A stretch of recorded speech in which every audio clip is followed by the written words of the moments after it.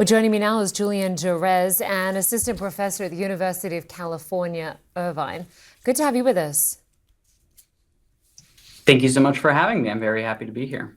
So, Professor Gerez, Colombia has been a key U.S. ally in the war on drugs for decades. But now, for the first time in nearly 30 years, Washington has added Colombia to a list of countries failing to cooperate with the U.S. The U.S. president has called the president of Colombia an illegal drug leader. How would you describe the current state of relations between the U.S. and Colombia? Yeah, so certainly these incidents have strained this partnership. So Colombia has been one of Washington's long-standing allies in the region. Colombia has been a central ally to the United States, both for these issues, but for many others, but certainly for counter-narcotics and security, especially since the planning of the large aid package of Plan Colombia in the early 2000s.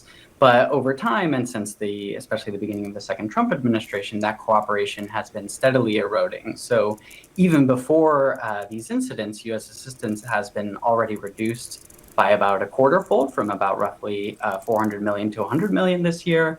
And President Trump is also threatening additional tariffs that might further weaken the relationship.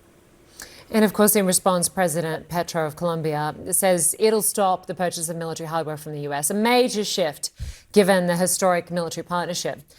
Do you see that as symbolic or the start of a real foreign policy pivot? Yeah, I do think that this represents a reversal of longstanding U.S. strategy toward Colombia. So for decades, the goal of U.S. policy has been to balance both sticks and carrots, right? So sticks would be security assistance to help crack down on drugs, but also carrots meaning sort of like incentives to help reduce the reliance on drugs. So this would be increased trade and interrelationships between the countries, development incentives aimed to strengthen legal economies in Colombia and reduce the reliance on drugs. The current approach, I think, marks a shift toward more coercive measures. We're talking about aid reductions, militarizations, but I think these are all really linked rhetorically to the President Trump administration's language on drug control, crime, and migration. So it fits in within the broader administration, I think. The U.S., of course, has begun launching military strikes in the Caribbean, targeting what they say are drug boats, including one allegedly linked to Colombian rebels. The rebels have denied any association. The others have all been from Venezuela, although U.S. officials haven't provided any evidence for the details about who was killed. And the U.S. also says the CIA will be operating covertly in Venezuela. What are the legal and diplomatic risks here?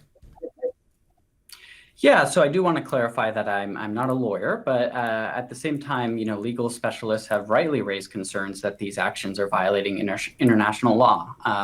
Militaries cannot target civilians who are not directly engaged in hostilities, and U.S. officials are justifying the strikes under a broad national security rationale. Right? They're calling their targets narco-terrorists, to bring up that language of militarization and military actions, and arguing that any activity linked to narcotics trafficking warrants this type of preventive military action. And this is the first, unilateral U.S. military action in Latin America, really since the invasion of Panama in 1989. So we're seeing again that shift from cooperative bilateral action to fight on this issue toward more U.S.-driven leadership. And so with this rift widening, could it open the door for other powers like China to expand their influence in the region more broadly?